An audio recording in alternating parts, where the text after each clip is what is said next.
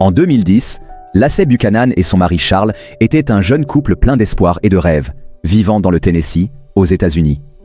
Leur bonheur a explosé lorsqu'ils ont appris qu'ils allèrent devenir parents pour la première fois.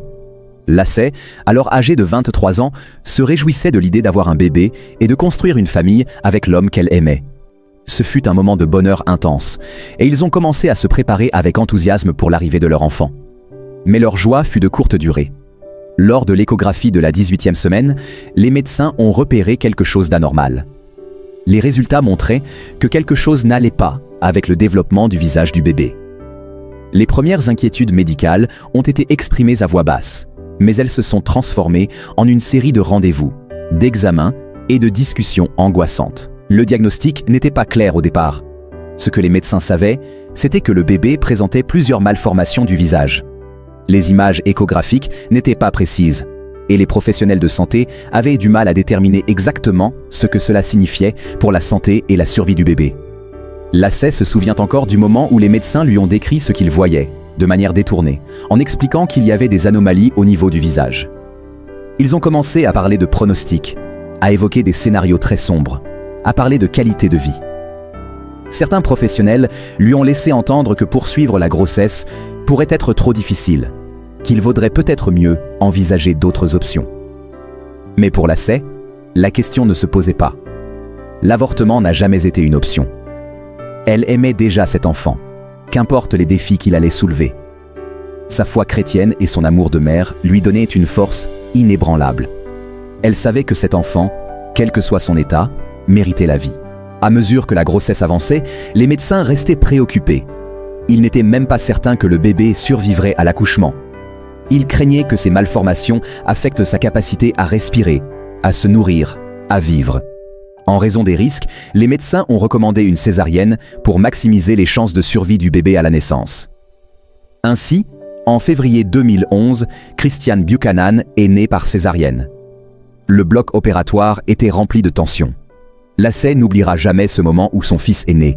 Elle était allongée, impatiente de voir enfin son bébé, de le tenir dans ses bras, d'entendre son premier cri. Mais quand Christian est né, les infirmiers ne lui ont pas immédiatement montré son visage. Ils ont détourné la tête du bébé. Ils l'ont emmené rapidement, presque en urgence. Personne ne disait rien. Lacey a senti une panique monter en elle. Pourquoi ne lui montrait-on pas son enfant? Pourquoi ce silence? Pourquoi ce comportement? Son cœur battait à tout rompre. Elle voulait voir son fils. Elle voulait le tenir. Elle voulait simplement savoir. Finalement, les médecins ont expliqué que Christian était né avec une malformation congénitale très rare appelée fente faciale. Cette anomalie extrêmement rare provoque une séparation sévère des tissus du visage, affectant les lèvres, le nez, les yeux et parfois le palais et d'autres structures. Dans le cas de Christian, la fente était bilatérale et très étendue. Il n'avait pas de yeux formés, une condition appelée anophtalmie congénitale, ce qui le rendait totalement aveugle à la naissance. Mais contre toute attente, Christian respirait. Il vivait. Il avait survécu à la naissance. Ce fut un miracle pour ses parents. Les médecins étaient stupéfaits. À partir de ce moment, une autre bataille a commencé. Christian avait besoin de soins médicaux intensifs. Il a été hospitalisé dans une unité néonatale. Il ne pouvait pas s'alimenter normalement. On a dû lui poser une sonde pour le nourrir. Il a subi plusieurs opérations chirurgicales très tôt dans sa vie, notamment pour reconstruire certaines parties de son visage, pour l'aider à respirer, à manger, à vivre. Lacey et Charles passaient leur journée à l'hôpital. Ils dormaient peu. Ils vivaient avec l'angoisse constante des complications. Mais au milieu de la douleur, il y avait l'amour. Christian était un petit garçon affectueux, résilient. Malgré les tubes, les opérations, les incertitudes, il souriait. Il réagissait au son de la voix de sa mère. Il aimait être bercé. Il reconnaissait les gens à leur voix, à leur toucher. Après les premiers mois éprouvants passés à l'hôpital, Christian a finalement pu rentrer chez lui avec ses parents. Il avait un appareil d'alimentation gastrique pour l'aider à se nourrir, car sa bouche n'était pas suffisamment formée pour manger normalement.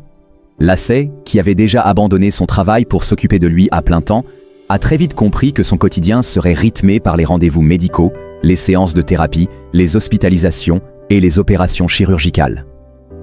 Au fil des années, Christian a dû subir de nombreuses chirurgies pour améliorer sa qualité de vie. Certaines opérations visaient à reconstruire son visage, en particulier ses lèvres, son palais et sa mâchoire. D'autres interventions étaient nécessaires pour faciliter sa respiration ou lui permettre de s'alimenter plus efficacement.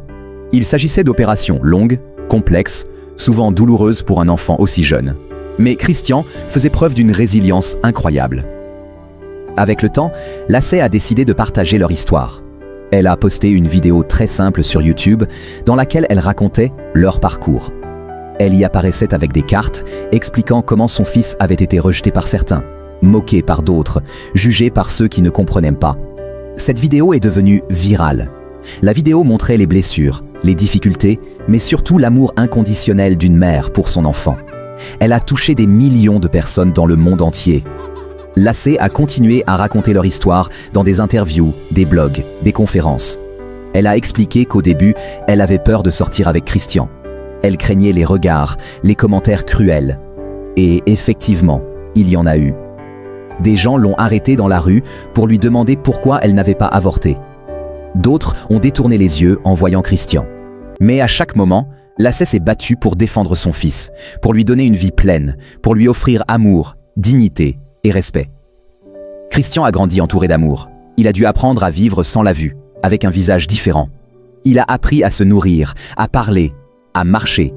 Il est allé à l'école. Il a appris le braille. Il a fait preuve d'un courage extraordinaire. Il a également continué à subir des opérations reconstructrices. Et Lacey continue de dire, encore et encore, que son fils est parfait tel qu'il est, qu'elle ne regrettera jamais d'avoir choisi la vie, que Christian mérite le même respect et le même amour que n'importe quel autre enfant. Lacey et Charles ont dû apprendre à gérer la cécité totale de Christian, causée par l'anephtalmie congénitale. Il n'avait pas de yeux, ce qui rendait toute perception visuelle impossible. S'occuper de Christian est un défi qui a aussi posé des difficultés à son mariage avec Charles, qu'elle avait rencontré quand elle n'avait que 15 ans. À 4 ans, Christian avait déjà subi 7 opérations importantes, incluant une opération pour la fente labiale. Au point le plus bas, Lacey et Charles ont considéré le divorce. Mais grâce à un conseiller matrimonial et avec l'amour et le soutien de leur famille et leurs amis, ils ont pu se retrouver. Pour l'aider à se développer, Lacey a commencé à lui apprendre à naviguer dans l'environnement à l'aide du son, du toucher et de l'odorat. Dès qu'il a été en âge, elle lui a appris le braille. Elle a également intégré des jouets sonores et tactiles à son quotidien. Vers l'âge de 2 à 3 ans, Christian a commencé à prononcer ses premiers mots, bien que les malformations de sa bouche rendaient son langage difficile à comprendre. Il a été suivi par des orthophonistes spécialisés, qui l'ont aidé à améliorer sa communication. Lacey se battait chaque jour pour qu'il soit traité avec dignité dans les milieux médicaux, scolaires et sociaux. Mais le monde extérieur n'était pas toujours aussi accueillant. Quand elle sortait avec lui dans la rue, certaines personnes faisaient des remarques blessantes. D'autres demandaient avec insistance pourquoi elle avait gardé un enfant comme ça. D'autres encore détournaient simplement le regard. Un jour, un étranger lui a dit qu'il ne comprenait pas pourquoi elle n'avait pas avorté.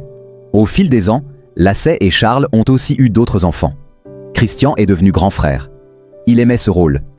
Il parlait avec fierté de sa famille. Lacey racontait qu'il jouait avec son petit frère, le racontait des blagues, les écoutait rire. Pendant ce temps, Christian grandissait. Il a commencé à fréquenter une école spécialisée pour enfants aveugles et malvoyants. Il apprenait le braille, mais aussi les mathématiques, la lecture, les sciences, la musique et la technologie adaptée. Il aimait poser des questions, écouter de la musique, apprendre comment fonctionnaient les objets autour de lui. Il était curieux, vif et drôle. Malgré ses difficultés, Christian a toujours montré un caractère joyeux et combatif. Lacey a souvent expliqué que c'était lui qui lui donnait la force de continuer, même les jours les plus sombres. Elle l'a décrit comme un garçon au cœur tendre, très affectueux, qui aimait les câlins, les histoires et les moments en famille. Entre 2015 et 2020, Christian a subi plusieurs autres interventions chirurgicales, dont certaines ont nécessité des greffes de tissus ou des reconstructions osseuses. Il a été hospitalisé de nombreuses fois. Mais à chaque fois, il se relevait, plus fort, plus souriant. Il aimait la vie, les jeux, les histoires. Il avait aussi appris à utiliser la technologie pour lire des livres audio, utiliser des applications vocales et même jouer à certains jeux accessibles aux aveugles. En 2023, Christian a fêté ses 12 ans. C'était un moment fort pour toute la famille. On ne savait pas s'il survivrait à la naissance. On ne savait pas s'il pourrait respirer, manger, marcher. Et le voilà, 12 ans plus tard, vivant pleinement, entouré d'amour. Ce fut une célébration pleine d'émotions. En 2025, Christian a maintenant 14 ans. Il continue d'aller à l'école, d'apprendre avec enthousiasme, de s'adapter à son environnement avec une incroyable maturité. Il joue du piano, il aime la musique, les jeux de mots et les histoires fantastiques. Il aime raconter ce qu'il ressent, poser des questions profondes, et il continue à surprendre ses professeurs et thérapeutes par son intelligence émotionnelle.